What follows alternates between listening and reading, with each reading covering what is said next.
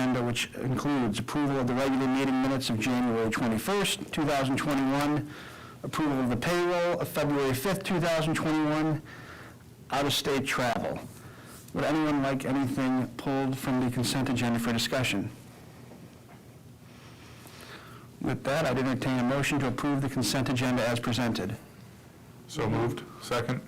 A motion, a second, would sound like a third. If you would open the vote, please. The vote is open.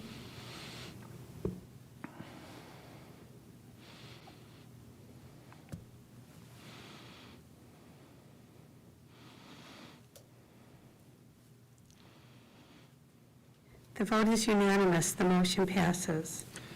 Thank you. Moving on to the action items. First on the agenda, the presentation of invoices for January 22nd through February 18th, 2021. Motion to approve the invoices in the amount of $1,970,282.61, dated February 18th, 2021. Thank you. I have a motion. I have a second. Second. I have a motion, a second.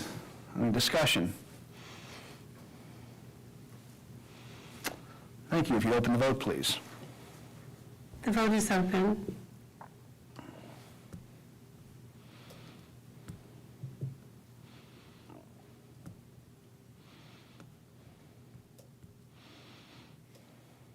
The vote is unanimous. The motion passes. Thank you. Moving on to the Treasurer's Report for January 2021. Yes, thank you. I just want to hit some highlights on the Treasurer's Report. We collected $3.1 million in the month of January, and we expended $22.4, which includes $18 million or $15 million in bond and interest payments. As far as the monthly cash flow goes, on the revenue side, the state surprised us with a mandatory categorical payment, which we didn't expect to get for another month. So that was about $500,000, and then we did get in the reimbursement for the laptops that we spent under the CARES funding. So that came in under federal. I didn't plan on that, and that was about $600,000. As far as expenditure goes, salaries and benefits, we're right pretty much in line where we're estimating. We're still trending down on expenditures, so that and ended up with a positive variance for the month on a cash flow basis of $2.3 million. So year to date, on the cash flow, we're at $25.2 million as compared to last year at this time of only $8 million. Which is $17 million to the good. So financially, we're looking good.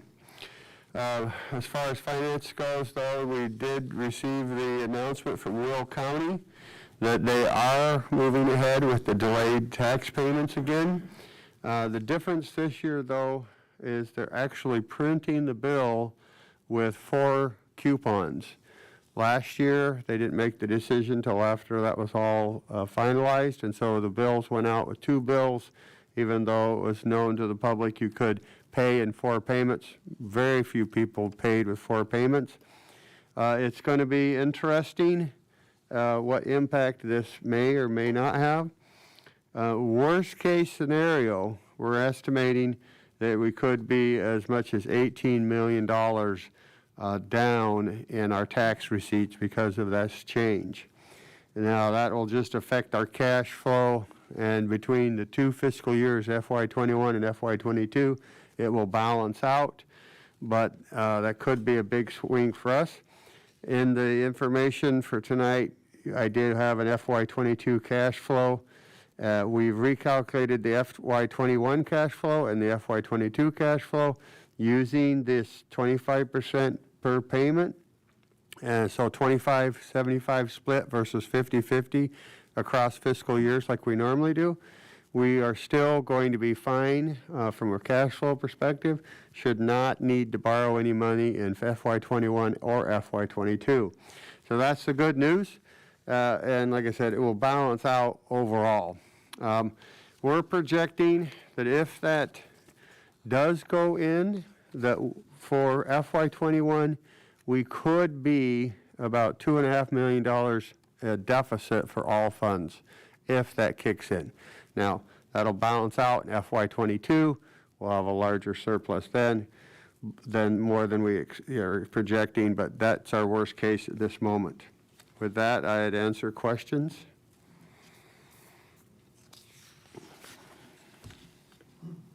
I was just going to ask the date, what were the dates previously of the tax bills? Were they June? Yes, Or- they were the June and September, and now they're going to be June 3rd, August 3rd, September 3rd, and November 3rd. And interesting enough, they've now scheduled our final distribution and tax sale not until January. So typically, that's all wrapped up in November, December. So now they're pushing that even off another month. So anyway, yeah, that's the 4 payment coupons. But Brad, they indicated this would be the only year they would do that. That's That we would correct. be back on the normal schedule the following year. Yes, that is correct. And that's why it'll just be a timing between the 2 fiscal years, but between the 2, we will balance out.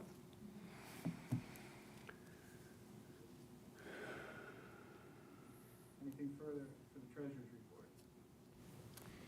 Anything further for the treasurer's report? With that, I I was just- entertain a motion to approve. Um, I'm sorry, Chris. So the tax anticipation warrants it won't cover, what about, it shouldn't, I guess, because of there's August, but the bond payment? Yes, It's okay. because later we're going to talk about potentially using the excess cash in there, so I don't know if that has any, if the timing of these has any impact on that. Yeah, so, great question. So the way the taxes are rolling in, we will still be fine even in the debt service because we only pay interest payment July 1st, okay? And we're already collecting, if you will, we're already collecting principal and interest, but then the big principal payment is made January 1st. So we'll be fine either way, whether we commit to abate out of debt service or not, we'll be fine either way.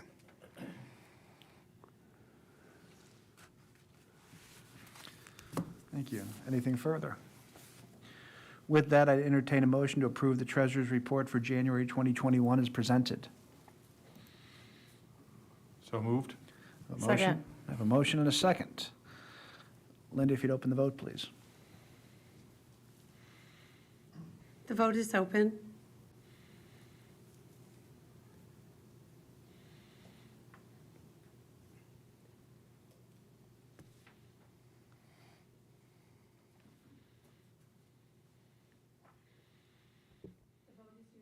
The vote is unanimous. The motion passes.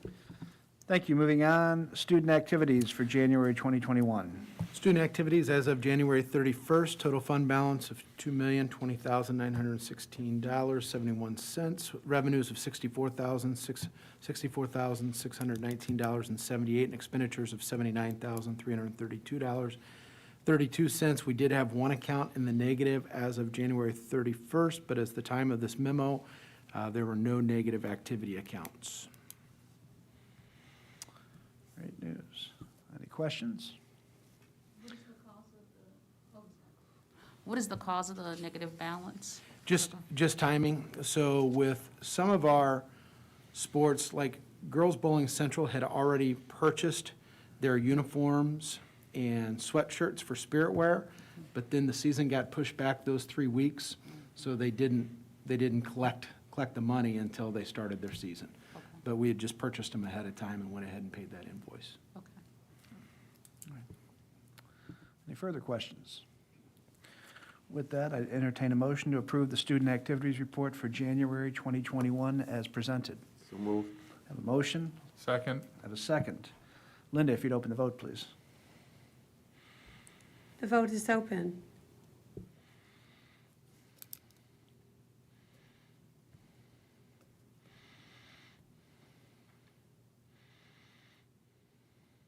The vote is unanimous. The motion passes.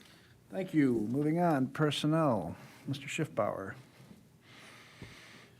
Good evening. Under Personnel, under Employment, we have Julie Flickcraft, Math Department Chair, Lincoln Way East. Amanda Phillips, Bus Driver. Nicholas Schroeder, Agriculture and Industrial Technology Department Chair for the district. And Patrick Shaughnessy, Math Department Chair, Lincoln Way Central. Ask the board to approve the employment report as presented.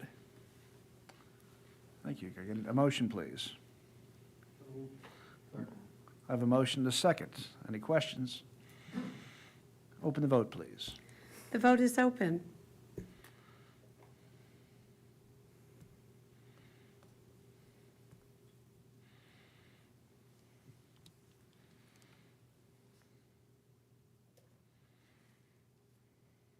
The vote is unanimous. The motion passes. Thank you. Resignations and leaves. Okay, under resignations, we have Veronica Exerl-Ben, Bus Driver. Pamela Harper, Bus Driver. And Jacqueline Savage, English Teacher. And under leaves, we have Stacy Griffin. I ask the board to approve the leaves and resignations as presented. Thank you. Can I get a motion, please?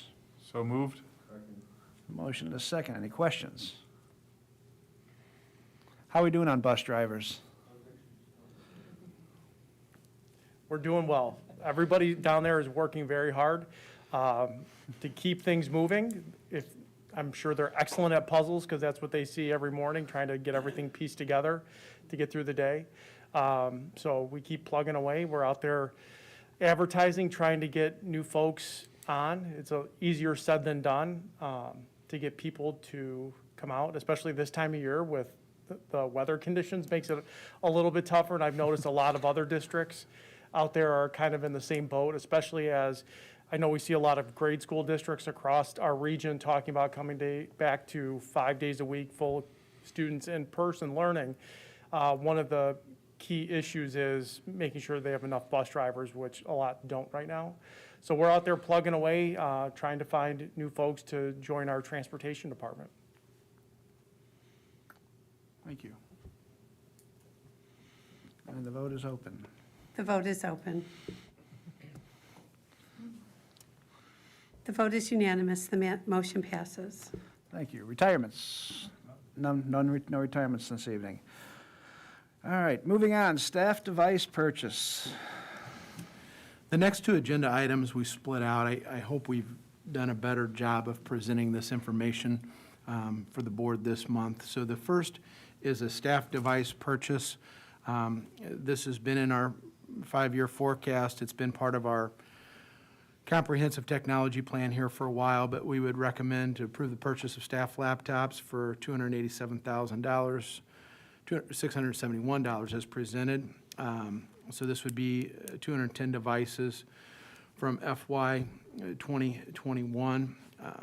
These were originally purchased in 16 and 17, so they have met their life expectancy. So our first recommendation would be to approve the purchase for replacement of teacher laptops as presented.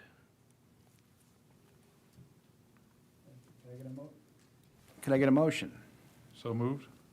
A motion to second. Any discussion?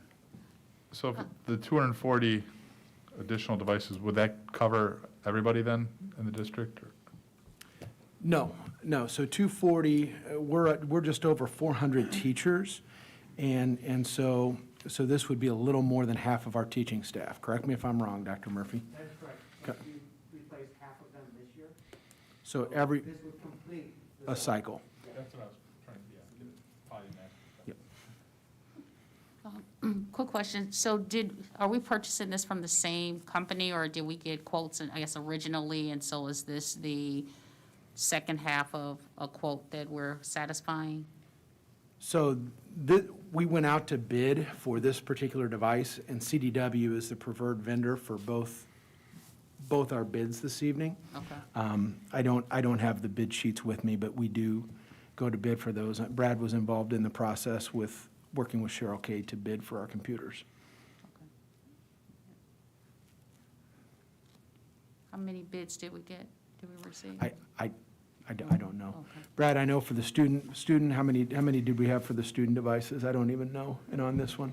Well, so the prior purchase, we had a bid. On this one, we worked directly with Lenovo, since the Lenovo is our preferred device.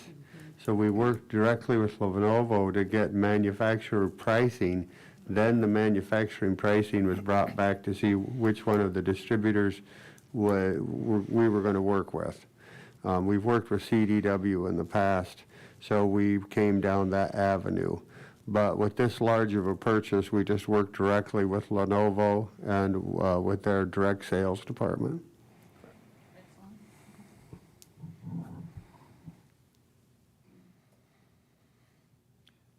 Any further questions? Okay, I have a motion and a second. If you would open the vote, please. The vote is open.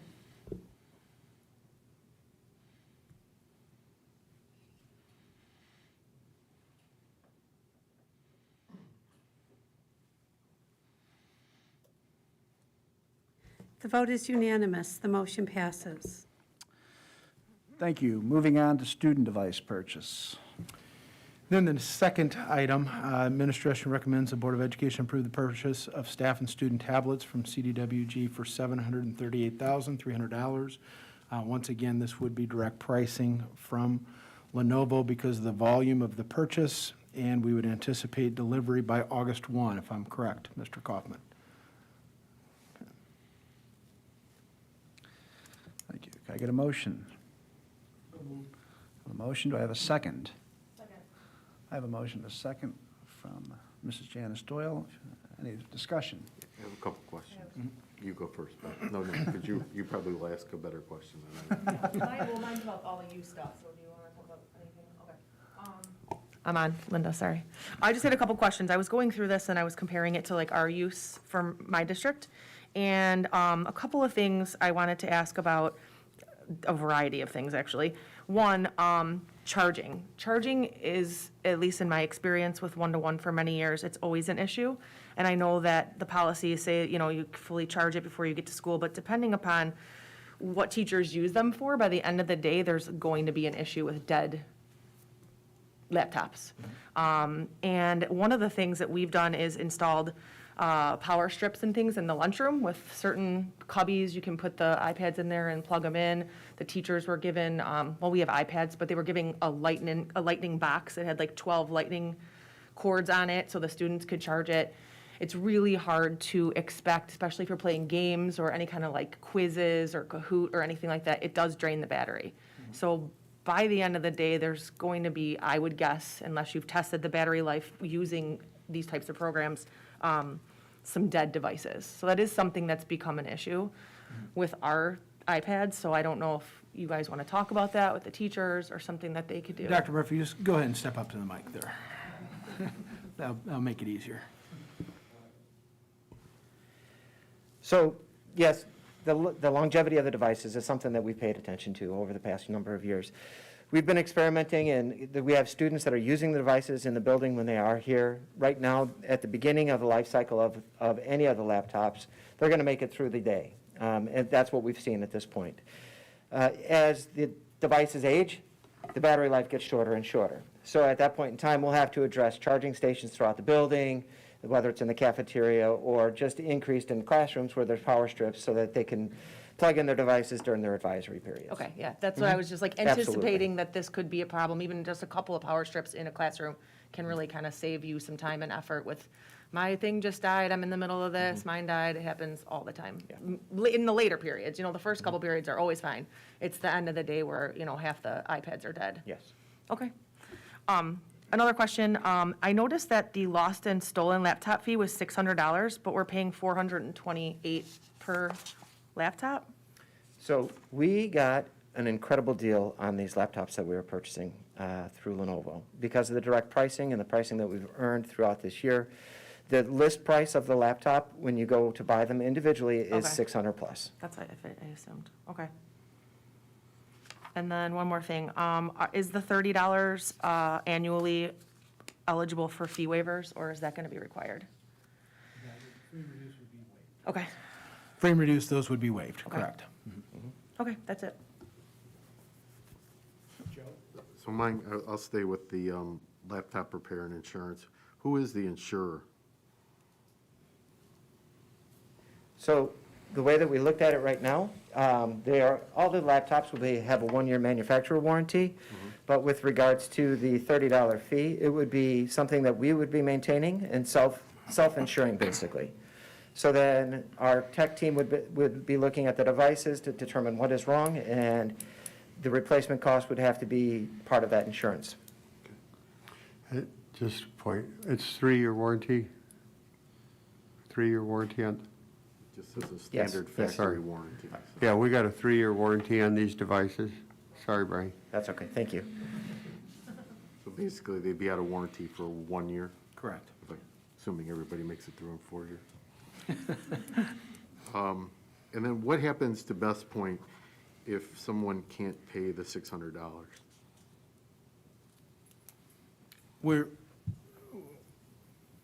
We have a history of continuing to work with students and families, so I don't think that'll be a problem, Joe. We'll have rental available for those students who can't purchase another device.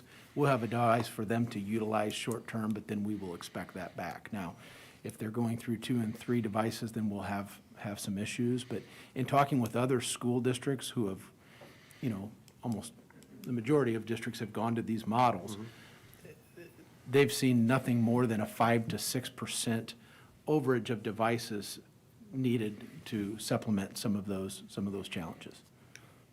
Are these, and again, I was trying to get this through this whole reading thing, and maybe I missed it, but while they're issued, are they still district property? Yes. Okay, so Yes, they're so we- subject to inspection or anything you wanted to do at any point in Correct, time? correct. I think you answered all my other questions, so. It was 3 pages of questions, so. And then Okay, great. we did add a document yesterday, earlier today, with kind of an outline of the costing for it and some other pertinent questions. We have gone to the cloud for backup recovery and some of those other issues that I know people had questions on. Has Lenovo committed to a price for replacements? You just said the 4 to 5%, or are we going to be paying retail for those, or are we going to get the discounted price if we have to replace, sounds like 3 to 5% of these throughout the year? Because that's a sizable number. We have built in the purchase price for already the overages that we would need in the foreseeable future. Between the purchase of overage for this particular year, then obviously with the carts that we have available. I'm correct on that, correct, Brad? Yeah, so we're actually purchasing some extra devices based on what we know other districts have experienced. So we'll have those on hand, because as Dr. Murphy mentioned, when we have to buy 1 or 2 at a time, they are quite a bit more. So we're going to buy Gotcha, actually okay. over. So you're buying them at $450, but if they lose it or it's stolen, we're gonna charge them $600. That's right. We make money around here. No, just kidding. No. So we could, if you wanna talk about it. We're looking at what would, so yes, we are going to buy a few extras, but we're looking at the actual replacement cost if we had to go back out and buy that machine on a one-on-one basis. But you don't have to do that.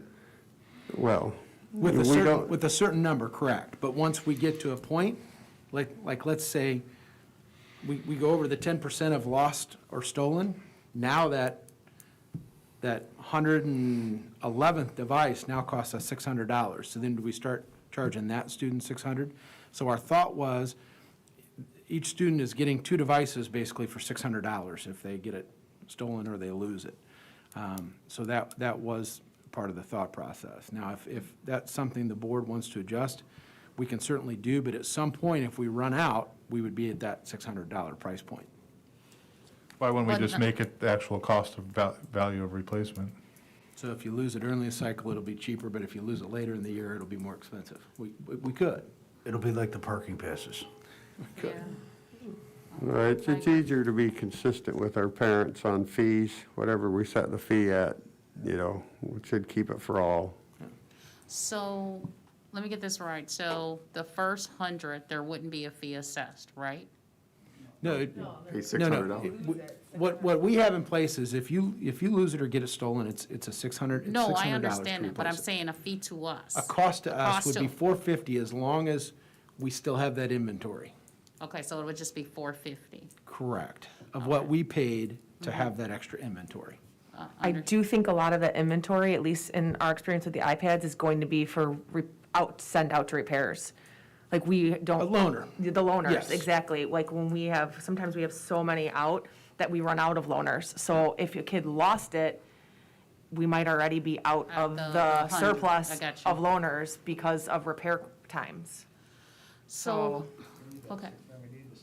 Then you would probably need the $600, because, I mean, sometimes those repairs, I mean, I don't know how quick, yours is gonna be, but it depends on what it is, if it's a cracked screen, if it's water damage, if it's something that they can even fix. Sometimes it takes quite a bit, and we have kids that have loaners for weeks and weeks and weeks.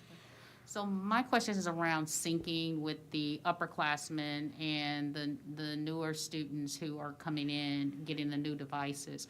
So what is going to be done to, I guess, bridge the gap of the upperclassmen who may not have a device?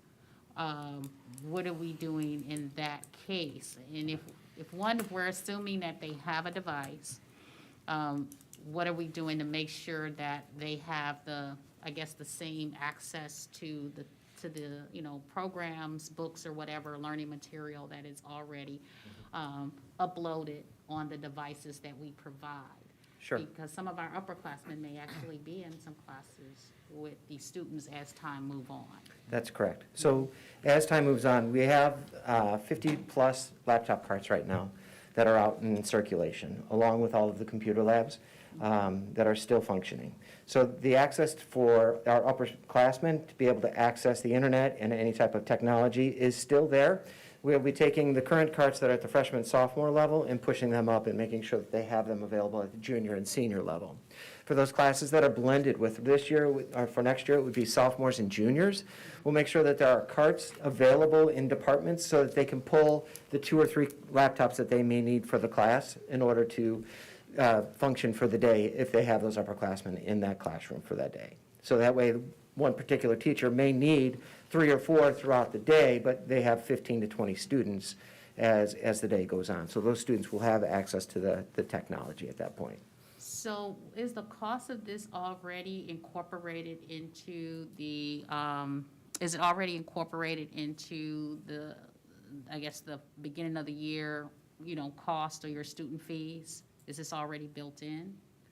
The insurance fee? No, the actual giving of the laptops to class 2024. Sure. And I know that Cheryl Kay and Brad have been working on making sure that it's part of our budget moving forward. They put it into 5CAST for the 5-year projections. So it is part of the budget in the technology department. So we'll only be charging freshmen and sophomore the $30 next year. The juniors and seniors will not be charged the $30. Okay.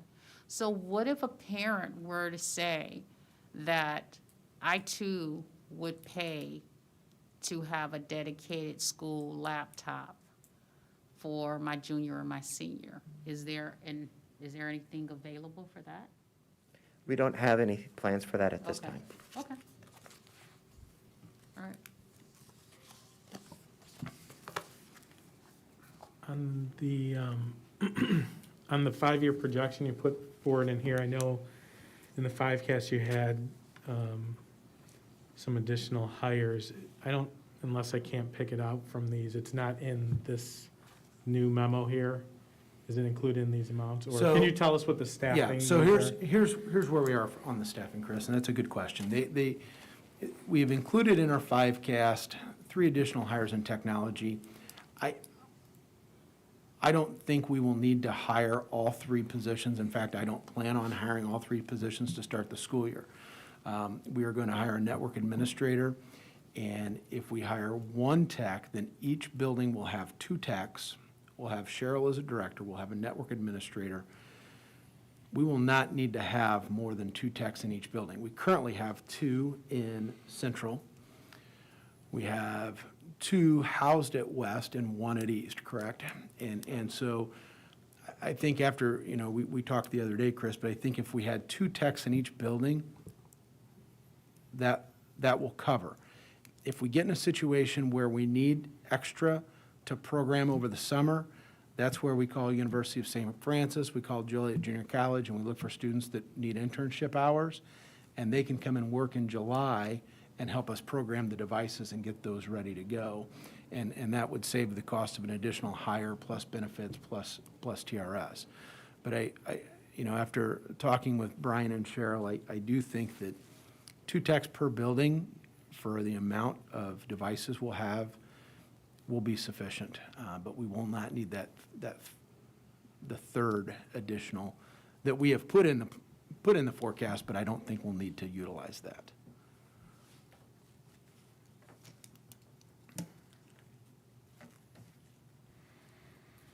Any further questions? My last one is just on the infrastructure, and this is good that we see all the work that's, we know we've been approving along the ways, and just on bandwidth and I guess access spots,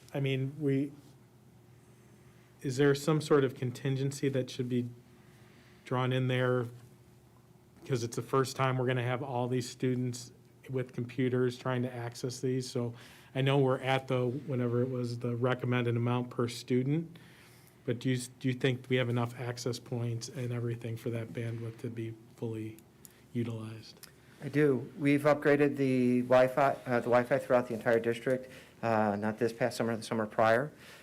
Each access point has the ability to handle up to 90 devices. Every classroom has an access point. Large spaces have multiple access points, such as cafeterias, auditoriums, gymnasiums, field houses, band rooms. They all have multiple access points to allow for greater access for students.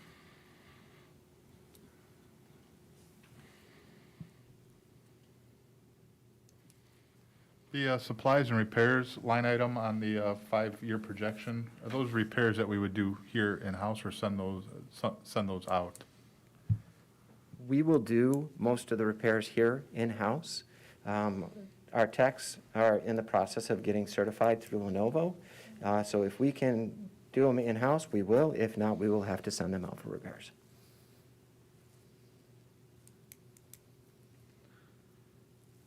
Anything further? We have a motion and a second. If you would open the vote, please. The vote is open.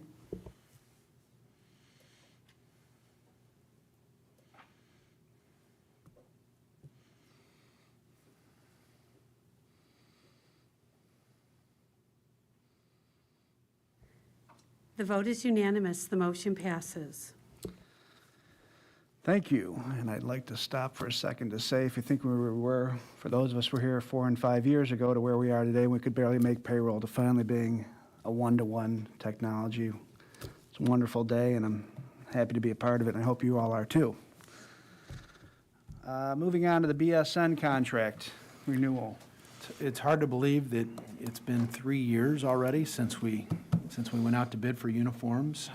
So we've actually completed our 3-year cycle. We are in the first year of another. Because of the issues that we dealt with last spring, we didn't bring this back to the board as we worked just to kind of see where we were.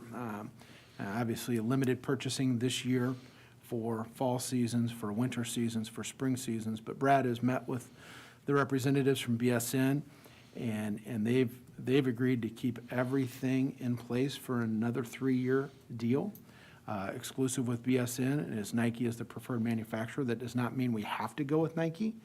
That just means we get preferred pricing if we do go with Nike. Some of the lower levels have gone to Bsn brands of uniforms, which have really been cost-effective and really a fine item.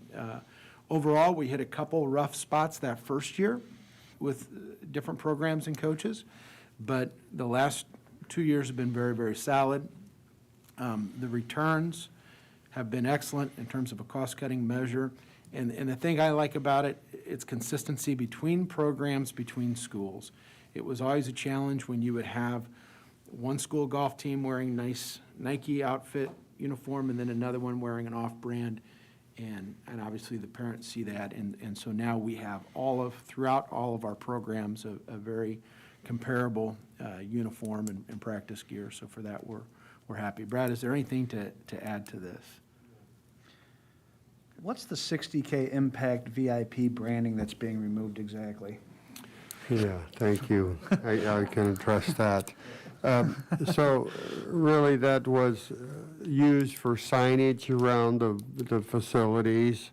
Some of them were used for some banners and backstop, windbreak things. You know, and it's a one-time thing they were willing to do. So that is one change. They are not willing to continue to provide that You branding. want to keep those signs up? Well, we took advantage of it. I mean, if you see, like, the scores table at Lincoln Way Central was used for VIP, the electronic scores table. We've done windscreens at all campuses on the tennis courts.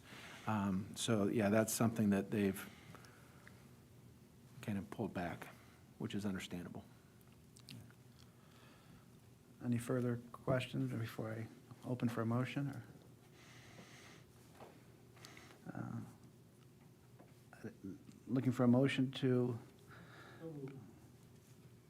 Second. all right, any further discussion now? Catching my thunder here, Rich. Linda, if you'd open the vote, please. The vote is open. Thank you.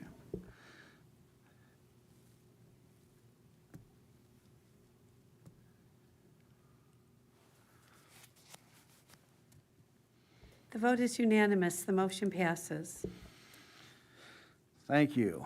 Moving on, the third reading of the 21-22 school calendar. We're going to laminate this one now? Not yet. Practicingly? No, not yet, not yet. Etch it in Let's- stone, or let's what? Discussion first. I've gone back and talked with the feeders, talked with our teachers' union as well. This is one of those, it's 6 of one, half dozen of the other, which seems to be every decision we're faced with these days. But on this particular calendar, what my recommendation would be to follow the feeders. If we don't, then there's a likelihood we will be missing students those first 3 days of finals that following week, because there will be families that decide we're going to travel, my little kids are out of school. The other challenge of the 21st and 22nd, if we are in school and the feeders are not, is some of the childcare issues of our staff. I know that's not make or break, but we would have several subs that day. People like having the 3 full weekends off. Now, the question is, what could potentially the week of January 3rd look like if we're still in a COVID pandemic? And that's where, you know, we would be able to have the flexibility as we have this year to either go remote, take an additional 5 days, make adjustments. But I think at the end of the day, it's probably best that we stay with our feeders. We are typically between 5, 6, and 11 days, one semester or the other. As long as the teachers know ahead of time, they're able to adjust. For those AP classes, they do so much review in the spring semester for even those students who took a semester class in the first semester. So it would be our recommendation to move forward with this calendar. It's not perfect, but I do think the benefits outweigh the potential negatives. Not to pick a fight with the feeder districts, but what was their objection to moving, to stay a little later and come back a little later? The rationale always, since I've been doing this, is they prefer the time off prior to Christmas and to have the 3 full weekends. And that's why they always try and have the 2 full weeks off. We've had years where we have not followed them. My first year as superintendent, we didn't, and I received some emails and phone calls about that because people didn't realize it until after Thanksgiving when they started looking at their calendars. So we've tried to coordinate, but I know over the last couple of years, we've tried to do the 2 full weeks, but that's the rationale. Now, we'll have all new feeder superintendents next year, so maybe I'll be able to work things a little differently. When do their contracts start? Could we revisit this one last time?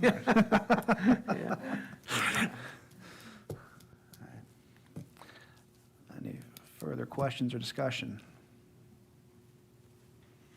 With that, I entertain a motion to pass the third reading as presented. Can we go for a fourth? So move. A motion, do I have a second? Motion and a second. If you'd open the vote, please, Linda. The vote is open.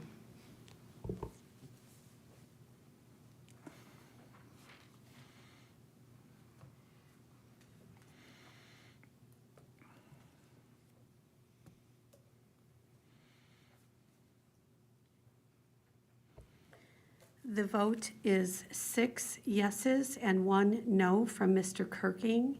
The motion passes. Thank you. Moving on to the informational items.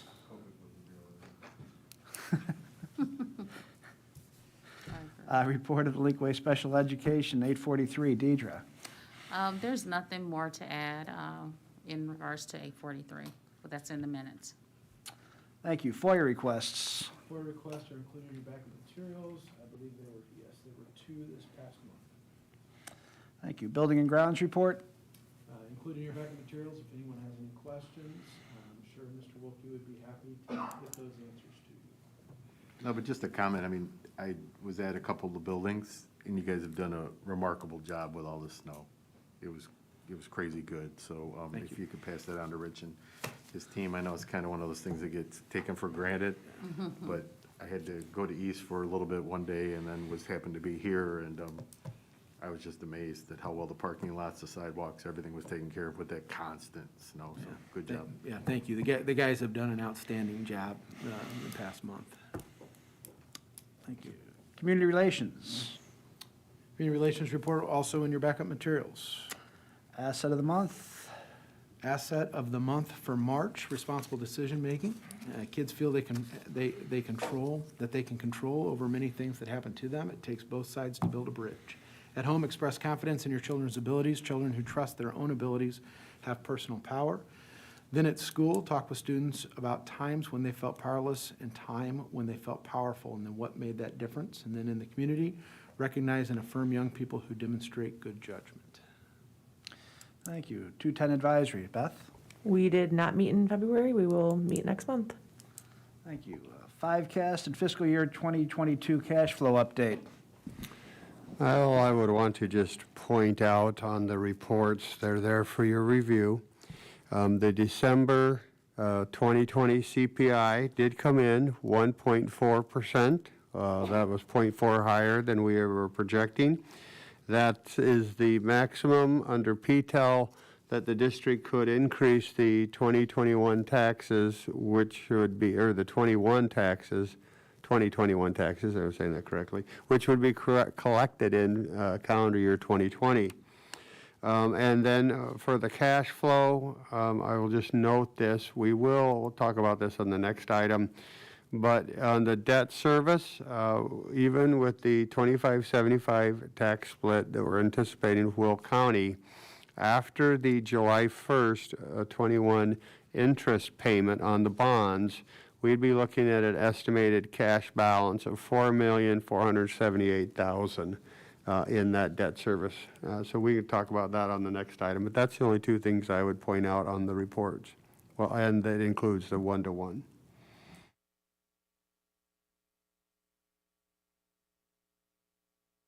Moving right along to the debt service abatement options.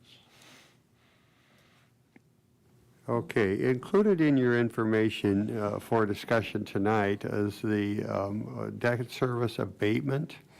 So you can see there, we've put together 3 options for the board to consider. Administratively, we are recommending option 1, which would be that the district would use $827,600 from the available debt service fund cash balance, and then use $2 million from FY21 general fund surplus, depending on how the taxes go. You can see I've included their actual cash balances for the last 4 years, and then the second option would be using that same $827,000, but then look to use $1 million from FY21 surplus and then $1 million from FY22. And finally, the third option would be just to use the 827 from debt service, and then any funds over the required 3% surplus in FY21, with the remainder coming from well, I should say 22, I apologize. The remainder coming from FY22. The proposed timeline for the board to consider this, we're discussing it tonight, laying out the options. Next meeting, you could vote on how you would want that to go. June 17th, we would need to go ahead and make any transfer because we would want it effective before the June 30th financials. Then on November 18th, we would discuss Phase 2 restructuring. February 17th of 22, they could actually discuss and vote on the actual abatement resolution.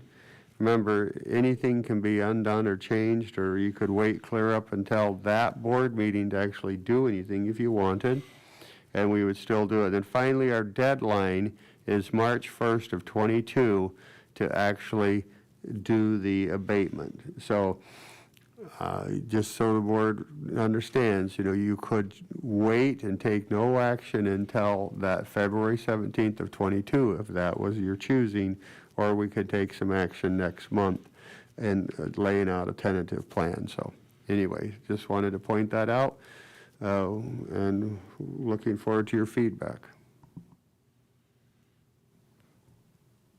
So would there be a downside into taking action next month? No, since the board would have the ability to reverse something if they felt so necessary. I know right now this whole Will County thing is kind of throwing a little wrench into this.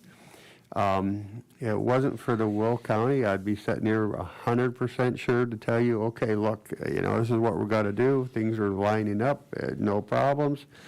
The Will County thing may or may not have a big impact on us. Now, we're going to know how things are really going by that June 17th meeting. Just because, say, the board next month sets a course on how they see this going, the final action won't be until that June meeting after we've got our first tax payment and we see how things are rolling. But you could always, the tricky thing here is it would be nice to have things set prior to June 30th, if that looks like that's one of the ways we're going, so it reflects in our audit. So that's not that that's like a do or die thing, but it would be nice. So that's a critical thing if possible. If we did move the money on June 17th and then later decided that we didn't want to do it, can you move back money from the debt service to the general fund? Or does that June 17th, my question is, I understand the audit, but why would we want to move the money on June 17th? And I'm just asking, does it reduce any of our flexibility to reverse that transaction? Yes, that's a valid point. I would need to check on that, honestly. That's a very valid concern, that once you've actually moved the money to debt service, would that be able to be moved back? Because general fund is a non-restrictive fund, debt service is restricted. However, I will run that by Izzo, because it would go to, you're setting the money aside for the abatement. We could just set the money aside in the ed fund and reserve it in the ed fund and not actually transfer it. I'll get clarification from Izzo, but that's a great question. That's why we're doing this now versus, March. Does this help us with our bond rating, doing it or identifying that we're going to do it? Will it help us with the bond rating we're hoping to get later in the year by identifying that we're going to do this? Yeah, that's an interesting question, and probably I can speculate.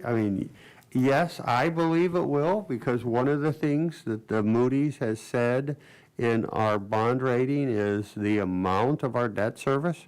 This would show that the district is reacting to that comment and concern. So I think it would be a positive thing. But, it's hard to know exactly with Moody's. It's, but that has been one of their comments. I don't know if you have any more to add, Dr. Taylor? Yeah, and then one of their positive comments has been the planning and the several meetings that this board has had to discuss long-term restructuring. So every time any of those meetings has taken place, we've reported to Moody's, here's another example of looking out into the future. So it would not hurt.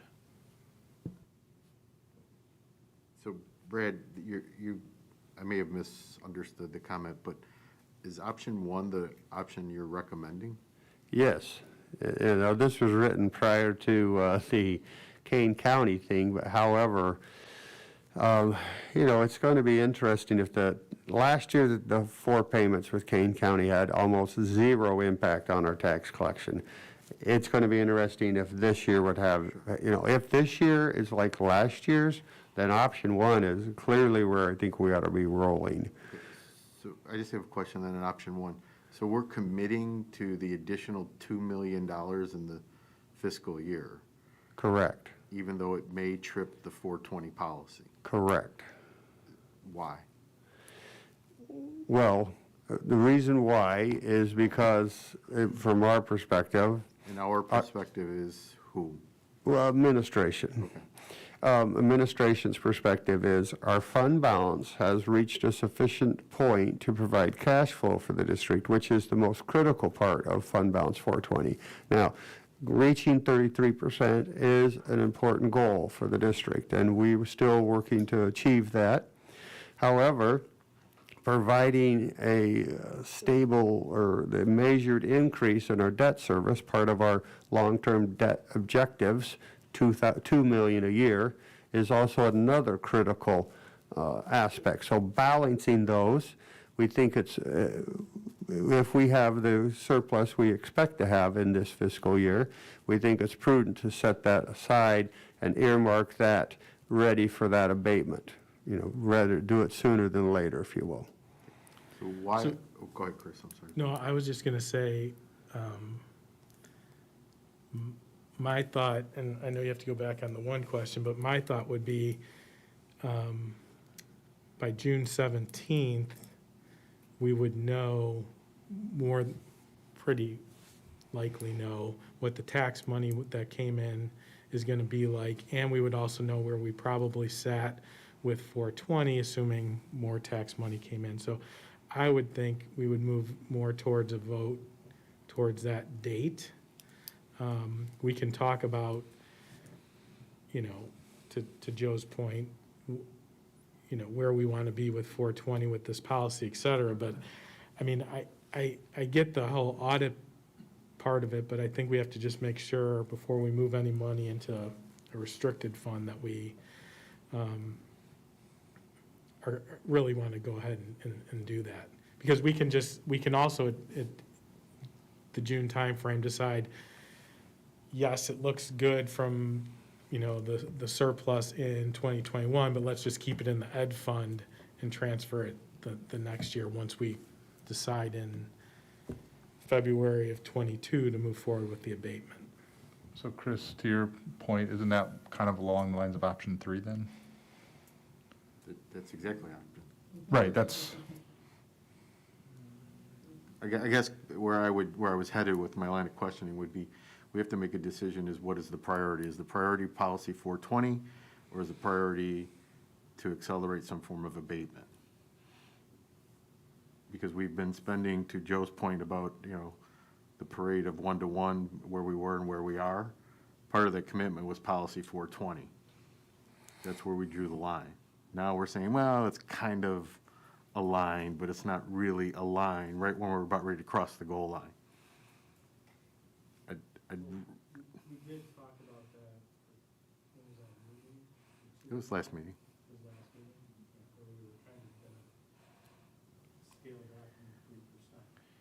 And I think to both points, I think, if I could, I think June gives us an accurate look, and I do think the discussion is important to have is, what is the priority? Is priority 420 first and foremost, and then everything else?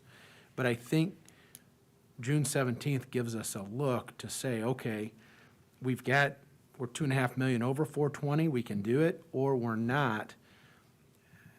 I think the conceptual conversation you can have, but until June 17th, June 17th will allow us to be more accurate in the discussion, because then it is, here's 3%, here's 2.5%, here's 2%. What are our thoughts? That, at least that's, I'm a little more optimistic than Brad is in terms of the tax collection. I think the mortgage companies are going to go ahead and pay it. That's just me. But we'll see how that works out. I would agree with you that that's going to be a programmed to disbursement type of deal.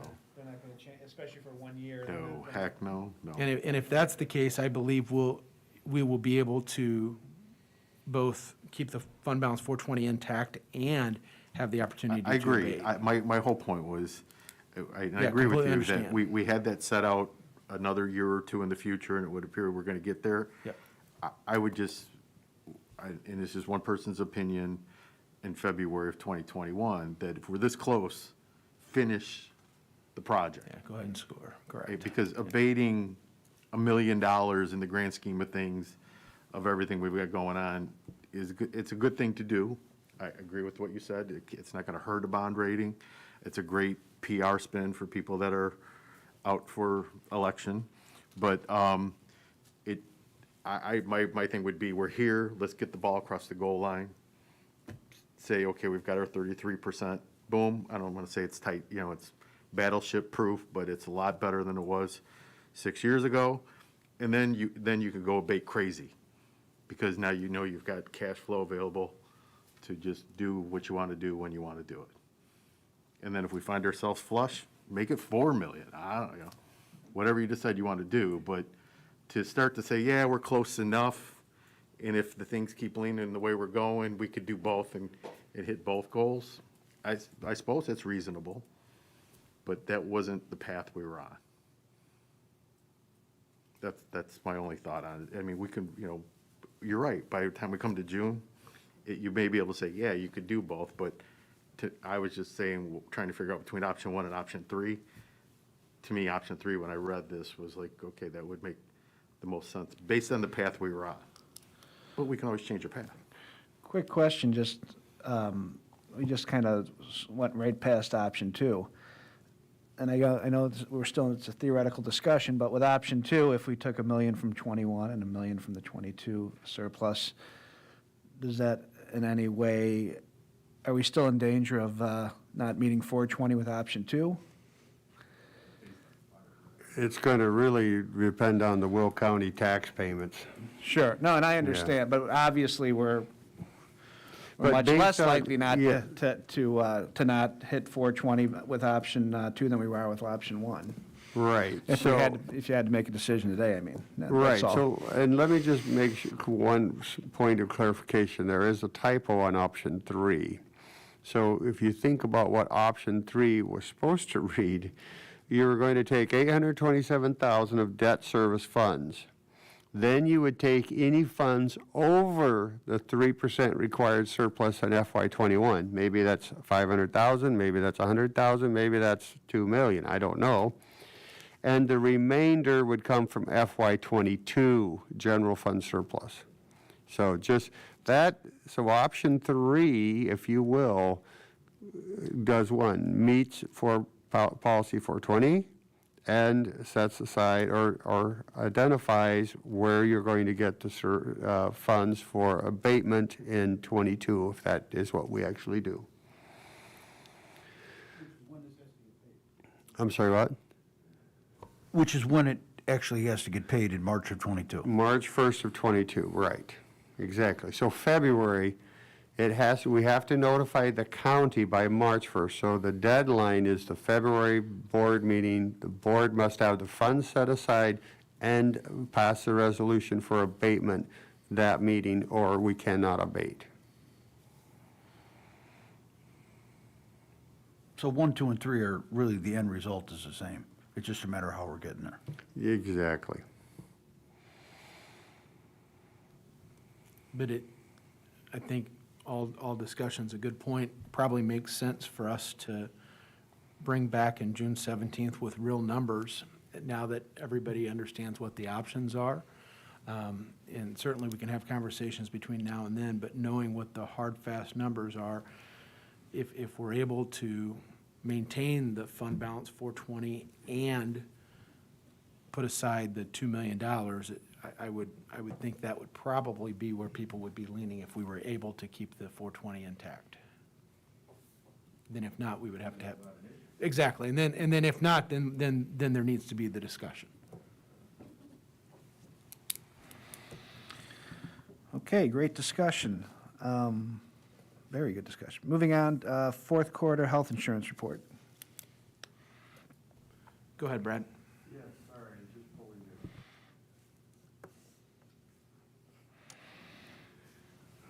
it. So the report is there, compiled there for you. Basically, the district insurance is continuing to run as we would expect. We did have, just kind of explaining the situation, basically the affiliation was probably, by the time they processed and paid the claims, were running a little slower than maybe, but now that we're going direct with Blue Cross and Blue Shield, we're actually processing claims faster. So if you look at the actual report, one of the reasons why the health insurance looks, a little not as in line as you might want is because of the big spike that we had there in July when we had our crossover. So that's on page, there's not page numbers, I apologize for that.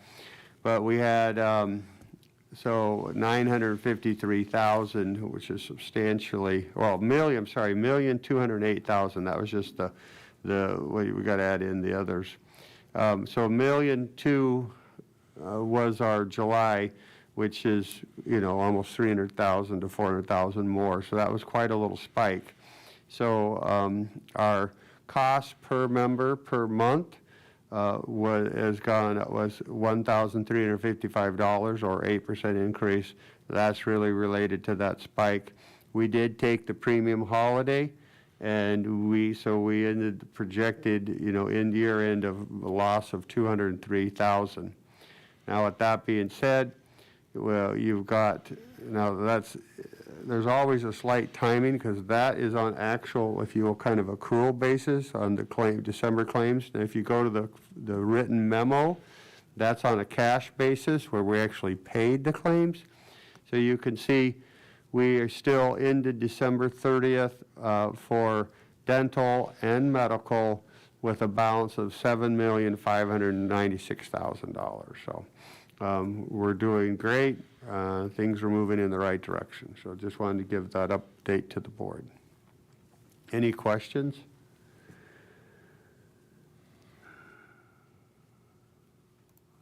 Thank you. Thank you. Aptogee website and communication tool. Included in your backup material is information regarding Aptogee, which is a company that builds websites for school districts, has a standalone app that connects with the website. There are districts in our area who have moved to this. It would be my recommendation that we begin to move forward with this sort of platform plan. As with the one-to-one, as with other things around here, we've been a little behind because of our financial structure, and certainly our website, while we're able to get by, it's not what it should be. And this would allow us, and most importantly, to become ADA compliant throughout the website. It would streamline communication with our parents. Each parent would be able to pick the app, whether it's East, Central, or West, receive information throughout the day. It would make, in terms of our emergency communication, much more streamlined. Right now, we have 3 individuals in our district that can make an emergency call. We're able to do it. This would allow it, super users, which would be the principals and myself, to do it right from their phone. Text, voice message, email. The cost would be primarily offset by us not purchasing current communication systems of our school messenger. You know, the other option, and what several districts our size do, is they employ a full-time webmaster somewhere in the range of $60,000 to $85,000. I think we'll be able to utilize this with their support. Brian has been in on all the calls with me as we've worked through this. We've looked at a couple other companies as well. Manhattan has moved to Apogee recently. Bradley Grade Schools has moved to Apogee. I've talked to a couple superintendents. So this is something that we plan to move forward with if there are no objections from the board. I don't have it as an action item. It's not, because it's a specialty item, it doesn't necessarily need an official vote, but if anybody has questions or concerns, I'd be happy to answer those. Implementation timeline, we would be able to have this going at the beginning of next school year. They would work to move our current information over, and I think it's something we can do. But Scott, just a quick question. When you're looking at something like this and, you know, you're trying to align things like school calendars and other things with the feeder school districts, is this something that should be discussed like globally so that once you start at, you know, K through 8 in New Lenox or Frankfurt, the same process kind of flows through as you get to high school?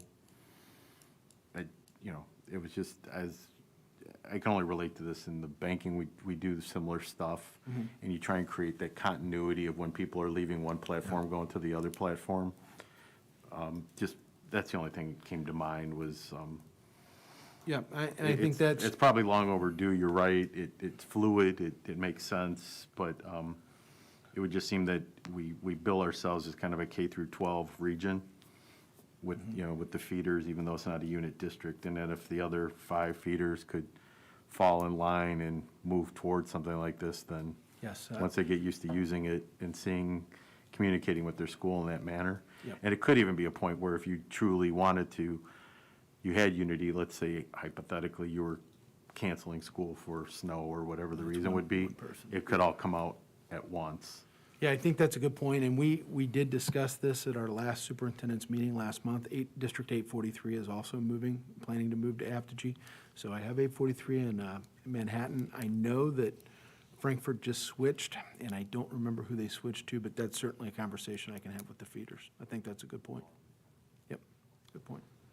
Scott, I saw the cost analysis where right now, that's the $10,000 for the current staff member that's doing it.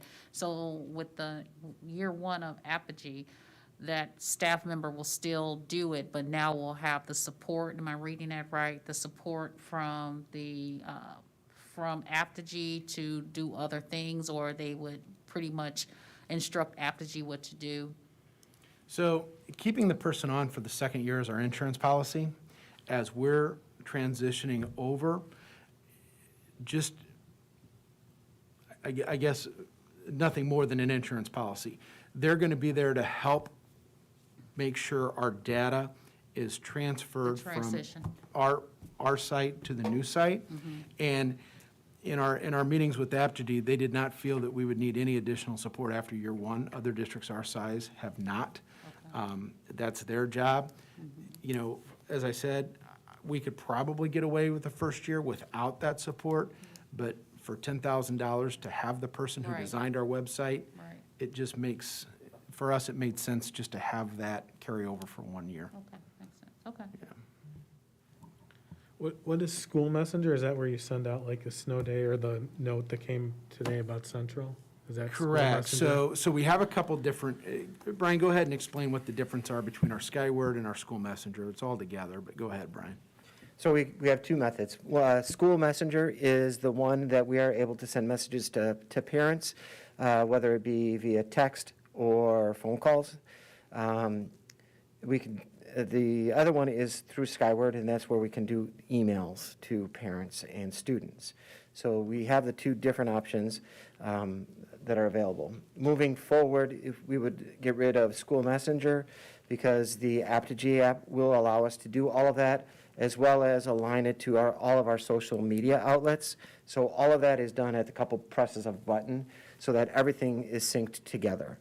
The emailing option in Skyward is not going to go away. That's part of the natural programming in Skyward, so we would still be able to have the whole school emails going out to both students and parents. So today you received an email. When we canceled school, you received a school messenger. So the phone call and the phone call is school messenger, the emails is through Skyward. And this would do, as Brian said, this would do both, plus Facebook, plus Twitter, all at the touch of a couple buttons from a smartphone.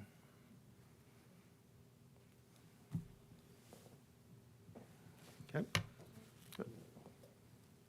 Board meeting schedule for 21-22.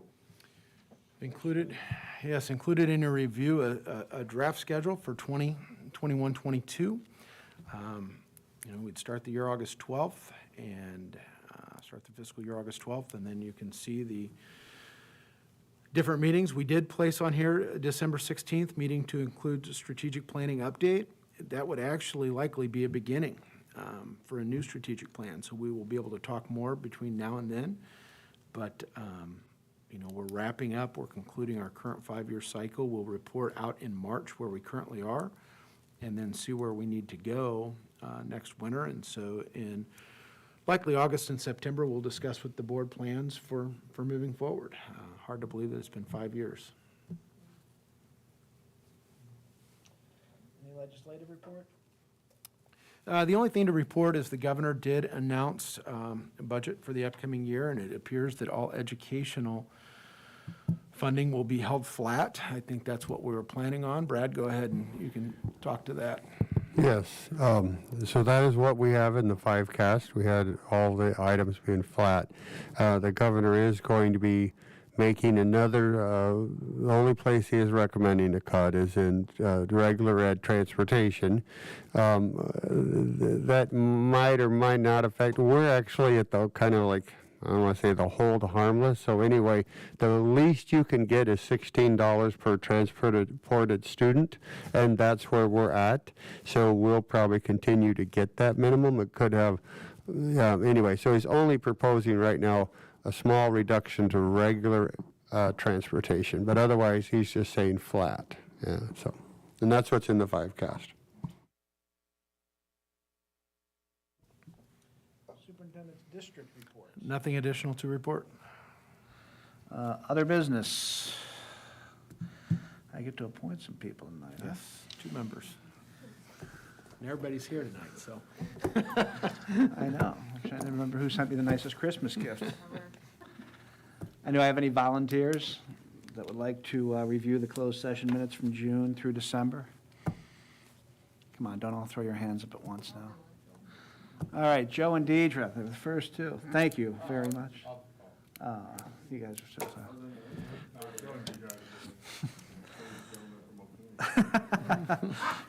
Thank you, Mr. Kirking and Mrs. Stokes, for taking on that joyous duty. Any correspondence? None. All right. With that, if there's nothing else, entertain a motion to go into closed session for the purpose of discussing the appointment, employment, compensation, discipline, performance, or dismissal of employees, and collective negotiating. A motion, I have a second. Everyone can signify by saying aye. Aye. Anyone opposed? The ayes have it. We'll be back in a minute.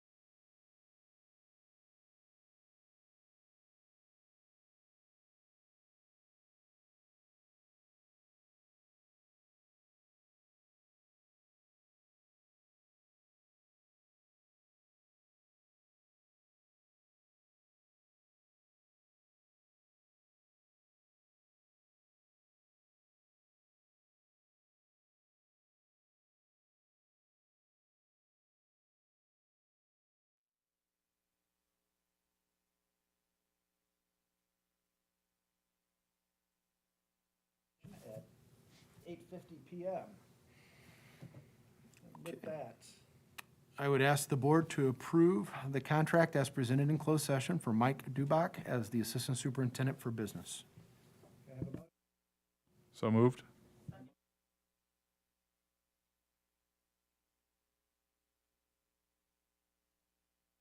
The vote is open. Oh, okay, I can call the vote? Want to call the vote? Sure. All right, Mr. Janik? Ms. Janice Doyle? Mr. Kirking? Aye. I have ayes from everyone else. It's unanimous. The motion passes. Thank you. I ask the board to approve the termination of James L. Heineke. Can I have a motion, please? So moved. Second. A motion and a second. Any further discussion? If not, open the vote, please. Oh, I'm sorry, I'm going to, I'm going to call this, but first I have to, just give me one moment, please.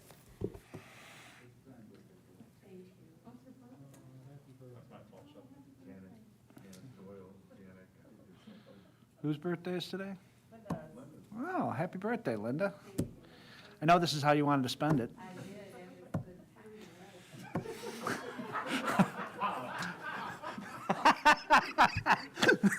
Oh, boy. Can we get back to that bond issue really quick before we adjourn? Just kidding. I'm sorry. Go ahead, Linda. Mr. Janik? Aye. Ms. Janice Doyle? Mr. Kirking? Aye. Mr. Lasine? Aye. Mr. Lucetti? Mr. Costick? Aye. Mrs. Stokes? The motion is passed. All right, with nothing further, I'd entertain a motion to adjourn. Motion, everyone in favor say aye. Anyone opposed? The ayes have it. Meeting adjourned.